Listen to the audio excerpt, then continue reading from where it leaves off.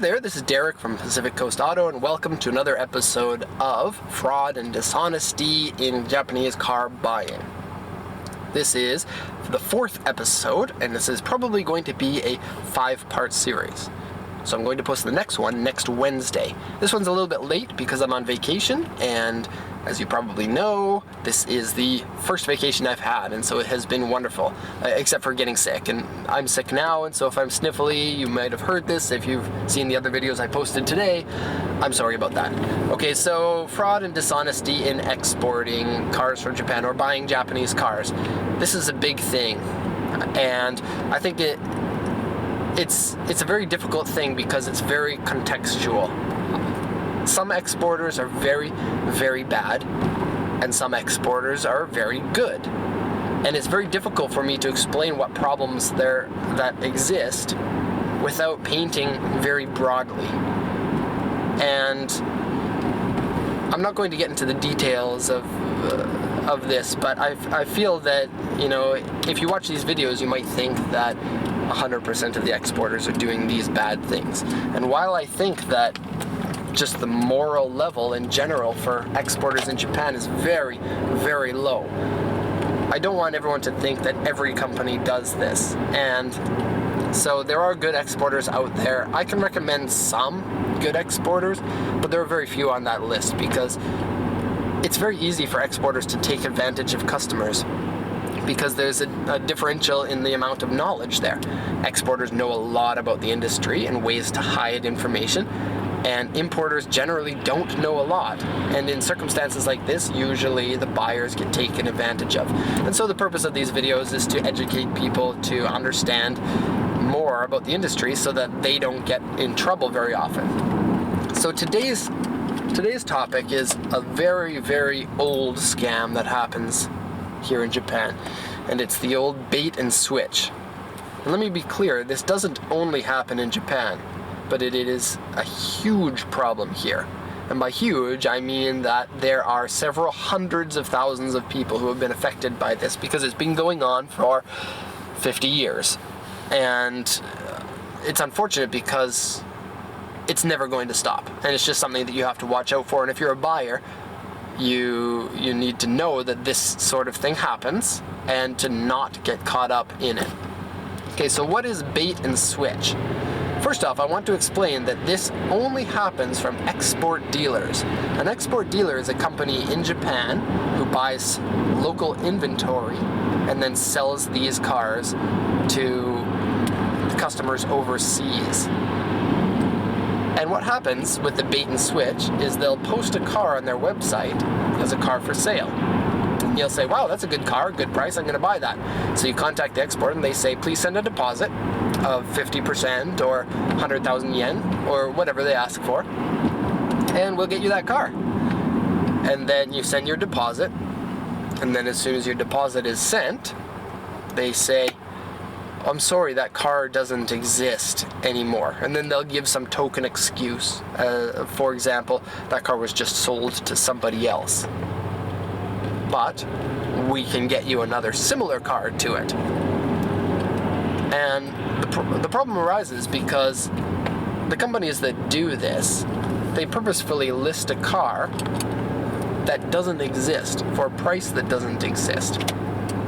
So they'll get a picture from another website. In fact, some exporters have taken pictures of cars that I've taken and listed it for sale on their website. And they say this, and this happens also to Mark at Brave Auto because he takes really good pictures of the cars, and so the cars look really great in the pictures, and he's become kind of a target for this type of bad guy, so to speak. And then for example, they'll say this car has 45,000 kilometers on it and the price is 500,000 yen. And this problem overwhelmingly hurts people who don't do their research before buying. And one of the reasons why is because there should be a big red flag when you realize that a car with that low of mileage should never cost that low of money. The price is completely wrong, and it kind of, you know, it's the old adage, if it sounds too good to be true, it probably is. And so they're duping these people into buying these cars by pretending that these cars are really, really good value. And then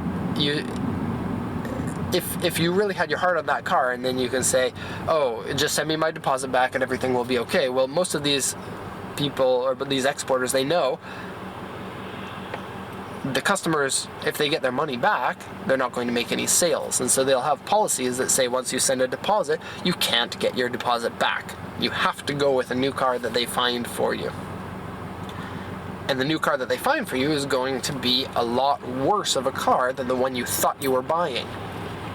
Because the one you thought you were buying, it's too good to be true.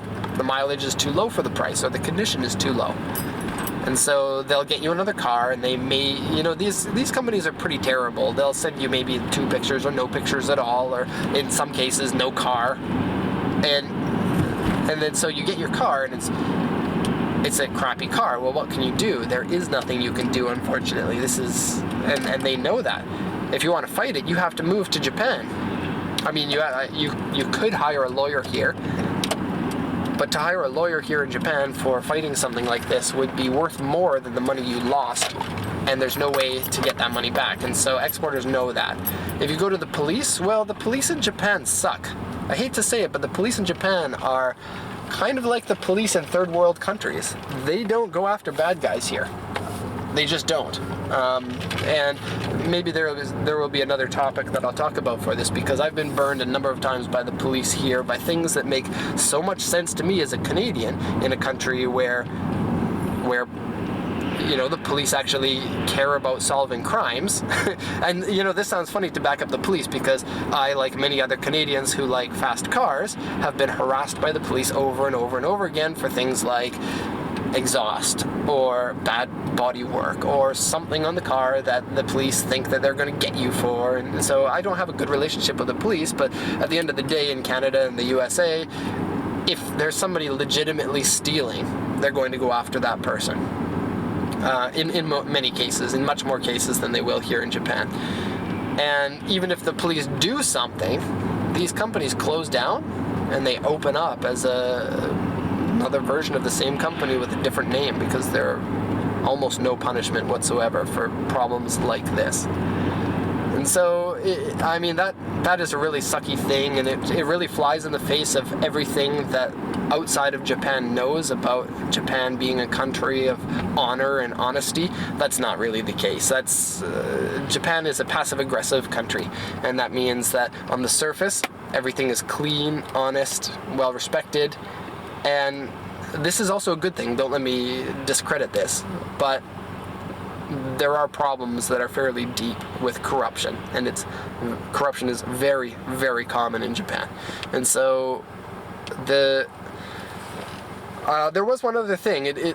I'm sorry for this not being organized very well, but most of these exporters that do the bait and the switch, they don't own these vehicles that they're selling. They get them from some other pictures, and they pretend they own these vehicles.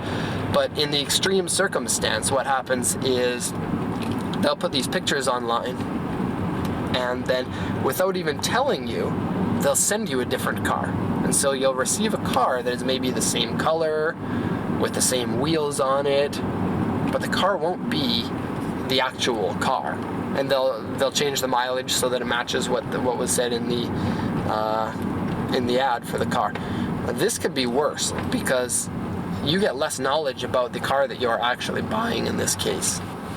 And there's a high chance that your car is in terrible condition and was basically the cheapest one that company could buy for you at auction. And in cases like this, usually the exporter will take a lot longer to send that car to you than is reasonable, because they're searching for the car, trying to buy one that fits in within the need. And if they can't find one immediately, it can take some time for them to get that, which means you don't get your car for 2 or 3 months later, and then you get your car and you're like, I thought there was, no big scratch on the side. And the exporter says, oh yeah, that must have happened in shipping. And so it's a bundle of snakes here. What it is when the exporters who do crappy stuff like this get caught or get questioned, they come up with excuses. And if you're a company that is used to scamming people, you're going to be very good at coming up with these excuses. You're going to know what works.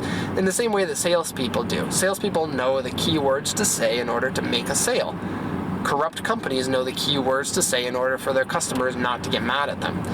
And hopefully this just ends with more information about the industry and more knowledge and just customers that are a little bit more careful. Sadly, my videos mostly are watched by people in Western countries, Australia, New Zealand, USA, Canada, England, Ireland. Most of these problems are happening in countries outside of these countries.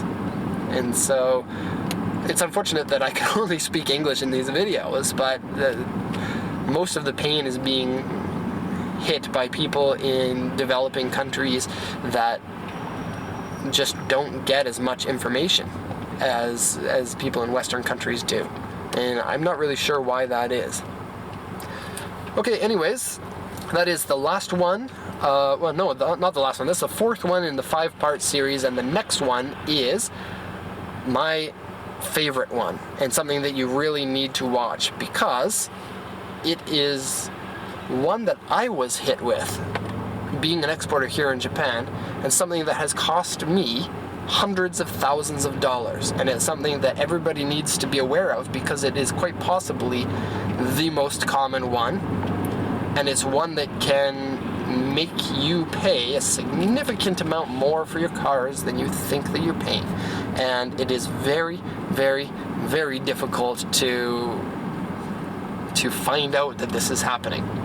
Extremely difficult. And so it is kind of the holy grail of scams for bad export companies, and it's something that everybody needs to know, and it's something that I feel really strongly about getting that information out, because I was burned so bad with it. We lost in cash, we lost about $15,000, but in lost sales for our company, we probably lost hundreds of thousands of dollars because of various reasons. And I'm not going to get into that in the video, but I will show you what the problem is and how to get rid of it. And so that's going to be the end of the video. Thank you for watching. I hope this has been informative for you. This is part 4. If you haven't watched part 1 and 2 and 3, please watch those. Part 4 is probably the scariest one so far, but part 5 is going to be even scarier. And it's coming up in less than a week, so subscribe to the channel if you want to watch that. And don't forget to come back regularly. Check out my personal channel too. That's Pacific Coast Auto, I think. The link to that is in the description to the video, so check out my personal channel where we check out the cars that we export here in Japan. So, that's going to be the end of the video. Thanks a lot for watching, and have a good day.